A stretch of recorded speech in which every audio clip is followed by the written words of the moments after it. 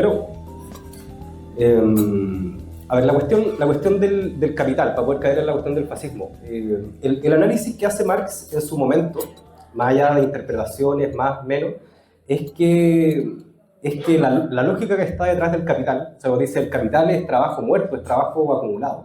El capital no es una cosa, es una relación social. Es una relación social donde tendencialmente se empieza a acumular el trabajo que producen muchos en manos de unos pocos. Entonces el capital... Trabajador organizado. Y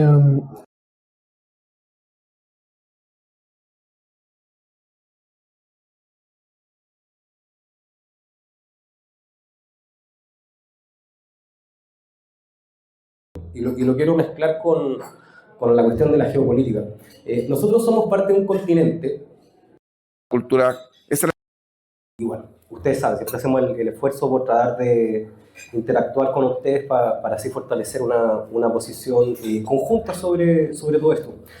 Mira, quería hacer un par de comentarios sobre lo que presentaba Hugo. Creo que, primero,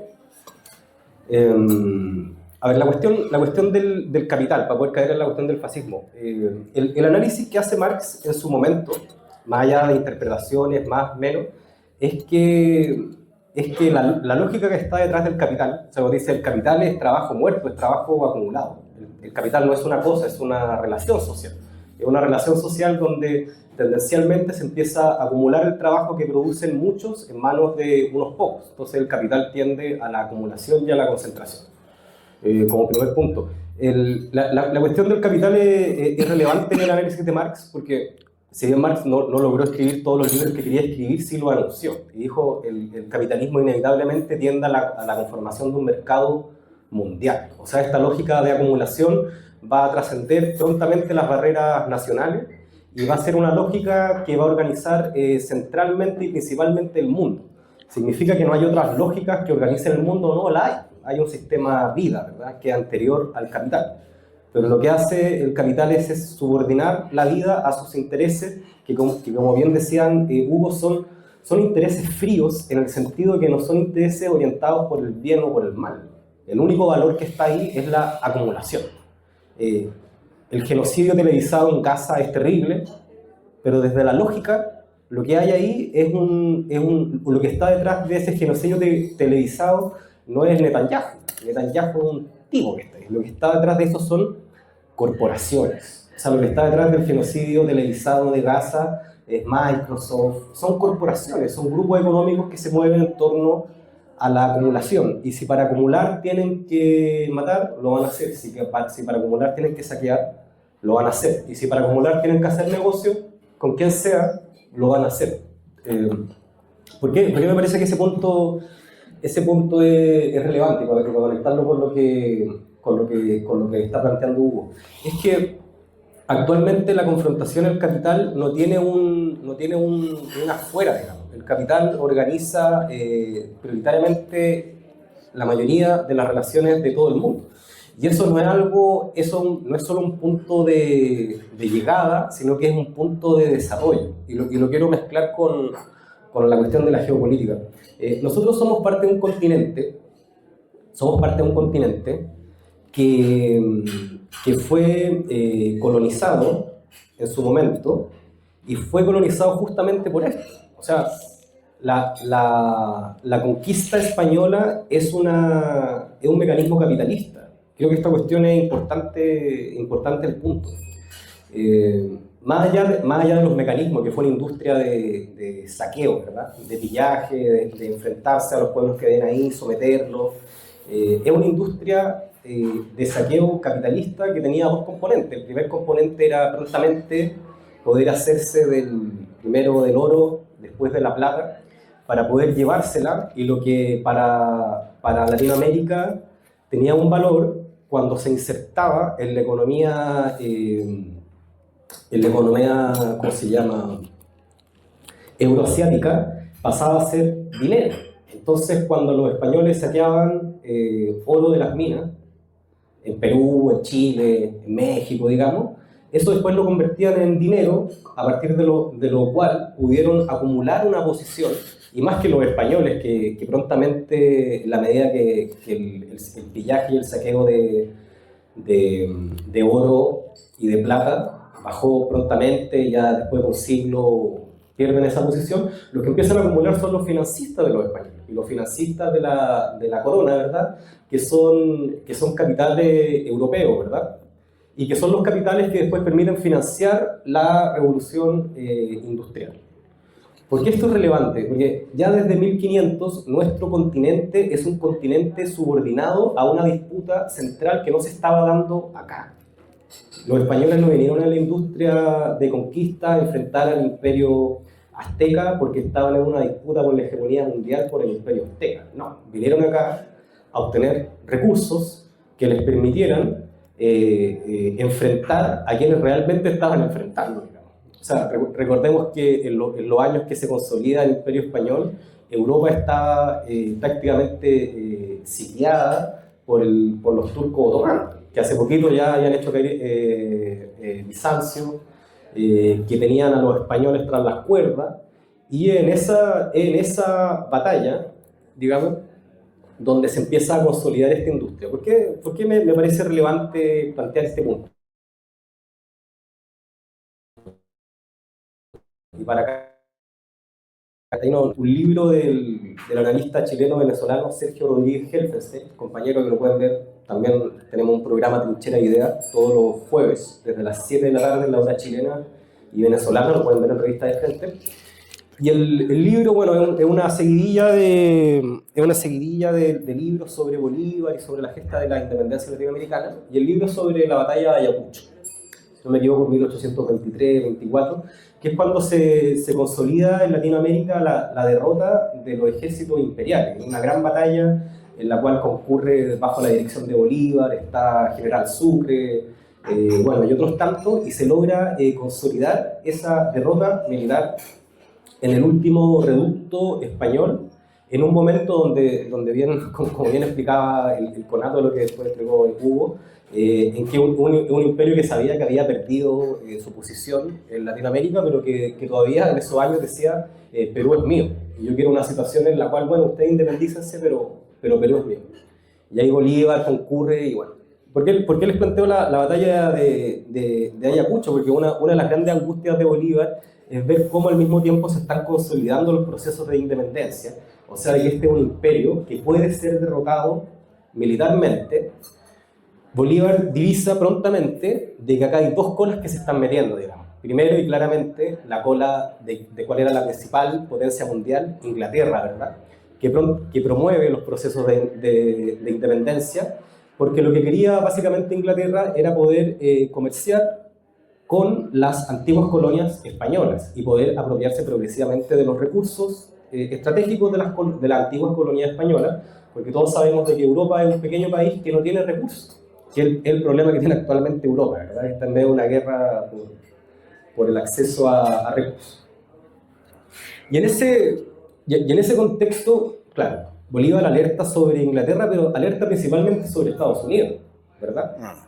Sobre Estados Unidos que viene y se empieza a acercar a estos países que están en proceso de independencia, que es el primer país en reconocer varios de estos procesos de independencia, y Bolívar es consciente de que estos países que se empiezan a independizar tienen muchas diferencias. O sea, ¿qué decir del caso de Perú, que tiene una oligarquía, y esto es extendible a Bolivia, digamos, que no tenía ningún aprecio por la libertad, por las ideas republicanas, y que fue incapaz de llevar adelante la independencia de su propio país, y tuvieron que venir el resto a resolver los problemas que las mismas élites peruanas no fueron capaces de resolver. Entonces lo que ya veía Bolívar es que estos países que surgen de un contexto de colonización, de fragmentación, muy fácilmente iban a poder ser manipulables por estas grandes potencias, Inglaterra y Estados Unidos, y en ese sentido Bolívar fue un visionario, porque nos dijo ya al inicio lo que se venía. Antes de que Lenin escribiera ¿cómo se llama el libro de Lenin? El imperialismo, fase superior del capitalismo, antes de que se desarrollaran las tendencias internacionales de acumulación imperialista del capital, cuando el capital ya ve rebasadas sus fronteras nacionales y tiene que recurrir a a poder realizar el valor fuera de esas fronteras nacionales. Ya Bolívar nos dijo, ojo con Estados Unidos, porque Estados Unidos se presenta con nuestros amigos, pero en verdad Estados Unidos lo que quiere es apropiarse de nuestros recursos. Yo creo que son ideas relevantes para conversar hoy, porque vemos en la actualidad cómo esta desfachatez o esta cara de Donald Trump, que loco no está, sino que más bien es la expresión de un Estado profundo que, como bien decía Hugo, ya es consciente de que no puede enfrentar a China y no puede enfrentar a las potencias emergentes en el plano directamente económico. O sea, es una batalla que ya perdió. Y en ese sentido, lo que inspira la figura de Donald Trump y lo que representa Donald Trump es una visión realista. Lo que está haciendo Estados Unidos hoy, más allá de que no nos gusta, más allá de todos los desmanes que generan, es una posición realista que lo que viene a hacer es a rebatir la antigua posición globalista promovida en su momento por Kissinger, promovida por Obama, promovida por buena parte del Partido Demócrata, que nos querían seguir instalando la idea de que Estados Unidos era el único hegemón mundial y que todos los países tenían que estar subordinados a ellos, y que China era un buen amigo y había que mantener una buena alianza con China para seguir haciendo negocios. Hay un libro ahí, para quienes no lo conocen, un libro muy interesante de Henry Kissinger que se llama China, donde él hace una larga revisión de los orígenes de China, de Confucio, de la diplomacia china, y el último capítulo, que coincide con el periodo Obama, es que el futuro del siglo XXI es una gran alianza que integra los intereses estadounidenses con los intereses de China. Llega un momento donde diversos intereses en Estados Unidos y en Europa dicen no, esto no más, digamos, no más, y ahí es cuando se empieza a forjar esta política realista de Donald Trump. Hoy, en el segundo periodo de Donald Trump, vemos que se construye un discurso abierto de que Latinoamérica es de Estados Unidos. Ellos ya lo dicen abiertamente, lo plantean bajo la fórmula de la seguridad, de la seguridad de Estados Unidos, que para resguardar la seguridad de Estados Unidos está dispuesto a generar acciones incluso militares en la región cuando considere que están en juego y en riesgo sus intereses. Y han dicho abiertamente de que los intereses de Estados Unidos están en riesgo en la medida que siga avanzando China. Creo que esto es una madeja que hay que ser capaz de desenredar, porque de una u otra manera el gran socio o el gran promotor del ingreso de China a Latinoamérica fue el mismo Estados Unidos. O sea, ya en el año 2000, cuando se dice que China puede ingresar a la Organización Mundial del Comercio, y Estados Unidos en principio no tuvo ninguna diferencia con la expansión china en África, en Latinoamérica, ¿verdad? Hasta cuando llegaron a la conclusión de que la astucia china permitió hacer lo que planteaba Hugo, ¿verdad? Esta domesticación del capital, y con todas las implicancias que tiene, ¿verdad? Entonces, estamos en un escenario, y retomándolo con la batalla de Ayacucho y Bolívar, donde nuevamente Latinoamérica se organiza como un territorio disponible para otros. O sea, Latinoamérica no es soberana, sino que Latinoamérica es un lugar del mundo al cual yo puedo recurrir, en este caso Estados Unidos. Estados Unidos dice, yo no voy a dar la batalla, o Trump, más que Estados Unidos, Trump dice, yo no voy a dar la batalla por la guerra en Ucrania, no la voy a dar. Ya ha tenido toda una política de tirarle los costos a Europa, de retirar las posesiones de Estados Unidos. Vamos a ver qué pasa con Irán, pero pareciera que tampoco es una batalla que puede ganar, y que ha sido una batalla la cual ha sido empujado por los intereses anglo-sionistas y por los intereses de Israel y Netanyahu, ¿verdad? Pero pareciera, dentro de esta lógica, que las batallas que sí puede ganar para poder, desde una posición realista, acumular fuerza para batallas posteriores, es justamente las batallas en Latinoamérica.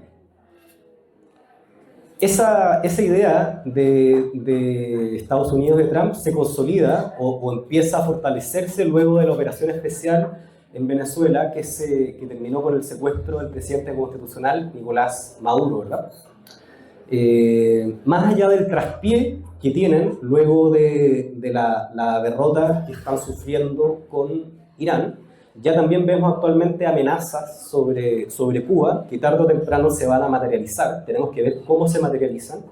Y el otro escenario que se abre muy abiertamente es el escenario de Bolivia, donde aparece un gobierno que se presentó como, no como un gobierno de extrema derecha, sino que un gobierno intermedio en un momento donde el MAS no logra levantar una posición presidencial, donde se comprometen, y por eso ganan, a no desmantelar los avances del Estado plurinacional, pero a la semana de instalado cambia la agenda y dice, bueno, en verdad Estados Unidos me dijo que tenía que terminar con la propiedad indígena, que tenía que tomar una serie de medidas para privatizar la economía, y eso evidentemente, más allá de que en las narrativas de la derecha digan el golpe de Estado comandado por Evo Morales, no, lo que está haciendo el pueblo boliviano, los pueblos en Bolivia y principalmente los sectores que han tenido mayor capacidad de impulsar esta agenda del Estado plurinacional, que es el movimiento indígena campesino y también las organizaciones sindicales, que son muy importantes en Bolivia,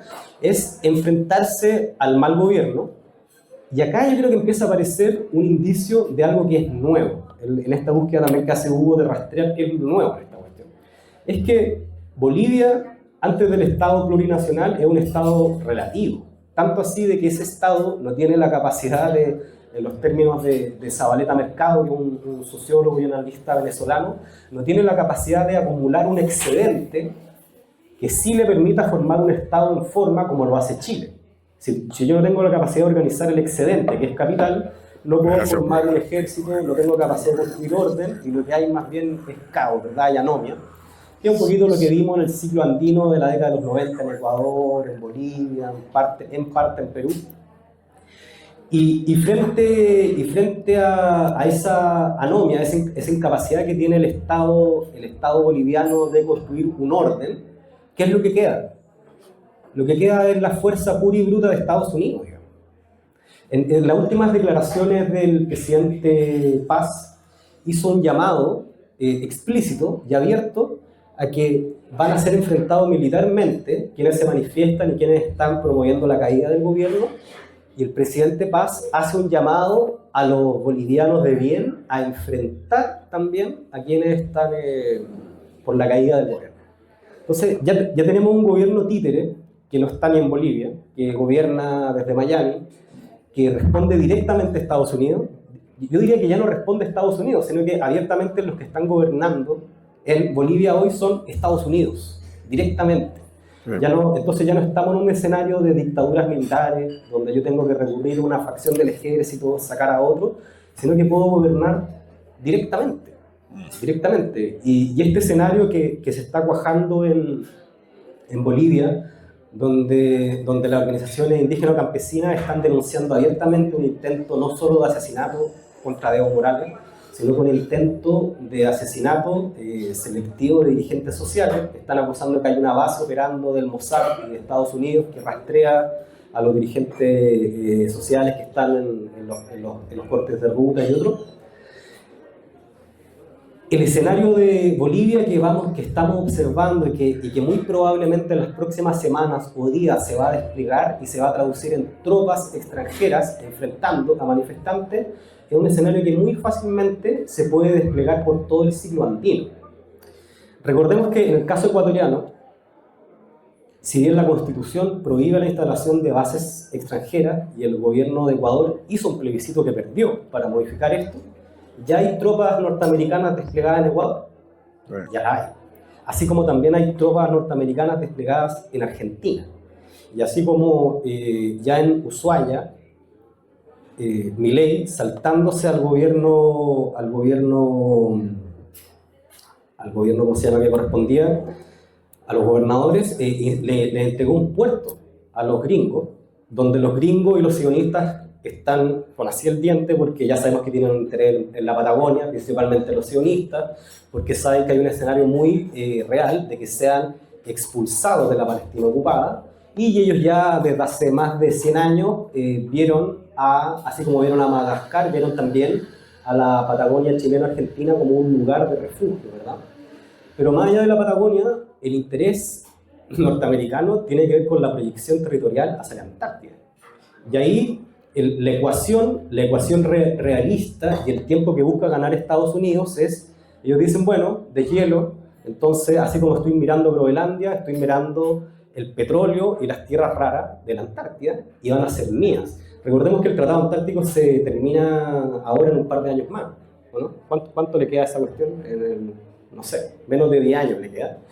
Y frente a eso hay distintos países que reivindican la soberanía, ¿verdad? Estados Unidos, Inglaterra, Chile, Argentina. Raya para la suma. Estados Unidos tiene muy claro de que en Latinoamérica los países estamos divididos y de que muy fácilmente, imagínense, ¿cuáles son las hipótesis de guerra de Chile con Perú?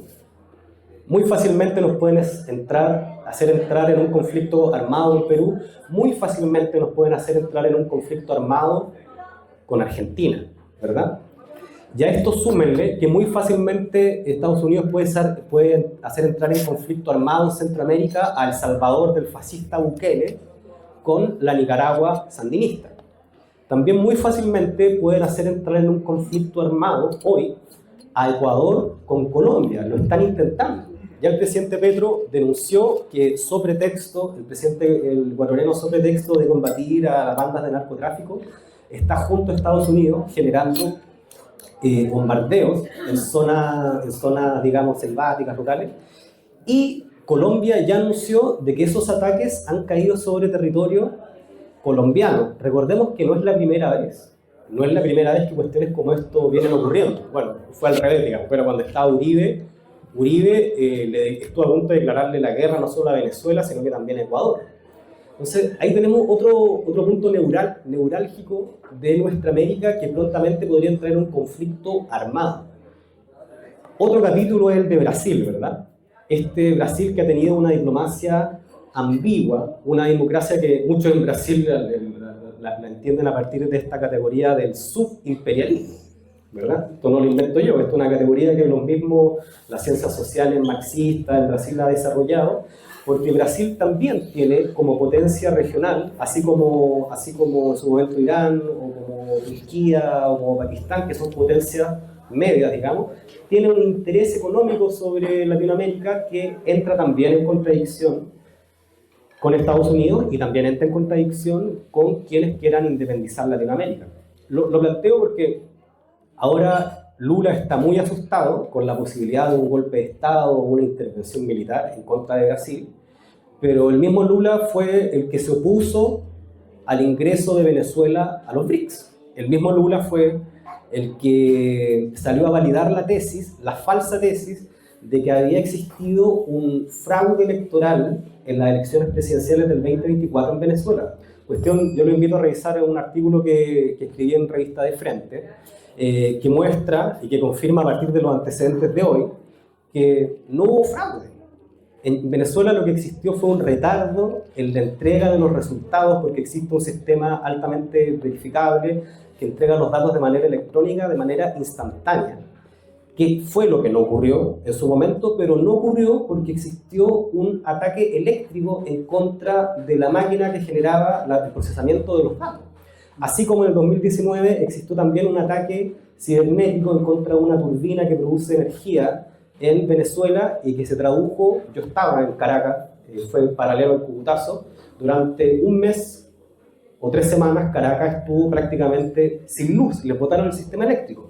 Y ahora es Estados Unidos quien confirma que la operación que terminó en el secuestro del presidente Nicolás Maduro fue también, se utilizó un arma que permitió botarle los radares y fue a partir de un ataque cibernético, lo cual a mí me confirma de que existen indicios para validar la tesis de que en el 2024 hubo un ataque que fue lo que impidió la entrega de los resultados.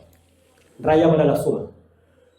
Hoy es evidente de que Estados Unidos viene por todo en Latinoamérica y para eso cuenta con los algoritmos, cuenta con el Mossad, cuenta con lealtades, la oligarquía de todos los países, cuenta con partidos políticos, y es también evidente de que la manera en la cual nos estamos enfrentando a partir de escenarios estrictamente nacionales no es la manera de poder enfrentar a Estados Unidos, porque Estados Unidos tiene un plan para toda la región y no es un plan de largo plazo, es un plan ahora que está ocurriendo ahora.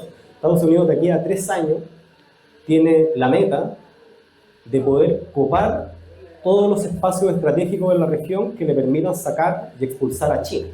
Tanto así, de que ya tienen controlado el canal de Panamá, por el cual China ya no puede pasar, y por eso China está tan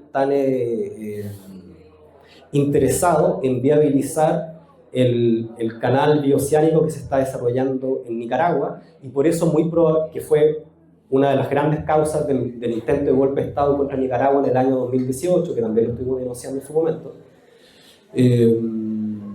Estados Unidos ya tiene un control sobre buena parte de los países de la región, y prontamente vamos a empezar a ver la nueva ecuación militar de Estados Unidos. O sea, no nos extrañemos si es que la Patagonia pasa a ser controlada directamente y el Estrecho Magallanes por Estados Unidos, bajo el pretexto de que ni Chile ni Argentina tienen la capacidad de controlarla. Entonces Estados Unidos, para resguardar la seguridad de Chile y Argentina y evitar de que se venga a meter China acá, van a controlar directamente el Estrecho Magallanes. Y a eso súmenle también todas las derivadas: control de los puertos estratégicos, Callao, evitar y seguir bloqueando la construcción de corredores bioceánicos que conecten a la región. Entonces estamos en un escenario donde, y ahí me quedo para que sigamos conversando, donde a mí entender la única manera de poder enfrentar a Estados Unidos va a ser a escala regional. Y eso implica repensar las claves de la articulación política. Hoy la defensa de la Patagonia es una tarea conjunta de los pueblos de Chile y de Argentina. Entonces, ¿qué sentido podría tener encasillar esa reivindicación en un programa estrictamente nacional? Nosotros, para defender la Patagonia y para defender la Antártida, vamos a tener que llegar a acuerdo con los argentinos. Entonces nos vamos a tener que meter al bolsillo las diferencias y que el paralelo no. El enemigo es Estados Unidos, e Inglaterra, el Estado de Israel. Y si Latinoamérica no es capaz de salir de este estadio, digamos, como lo hubiese llamado Bolívar, pero esta incapacidad que tenemos de poder comportarnos como pueblos independientes y soberanos,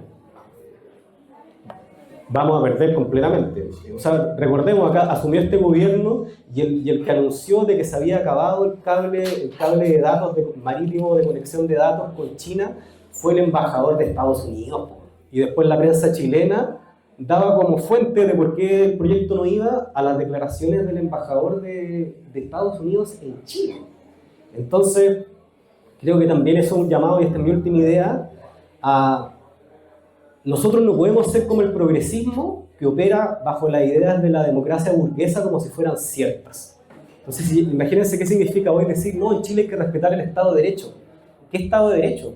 ¿Cómo va a haber Estado de Derecho si el embajador de Estados Unidos llega a movilizaciones por la Corina Machado, abrazado con los venezolanos estos que trajeron ahí, y nos dice, las cosas son así, y al que no le gusta, bueno, estos son los intereses de Estados Unidos? ¿Qué Estado de Derecho? ¿Qué democracia es esa? O peor aún, lo que ustedes no han instalado como democracia es solo el lavado de imagen de una situación de neocolonial en la cual sigue siendo Estados Unidos y siguen siendo los europeos los que digitan las principales decisiones de nuestro país. Así que bueno, me quedo por ahí para que podamos recibir preguntas y seguir comentando.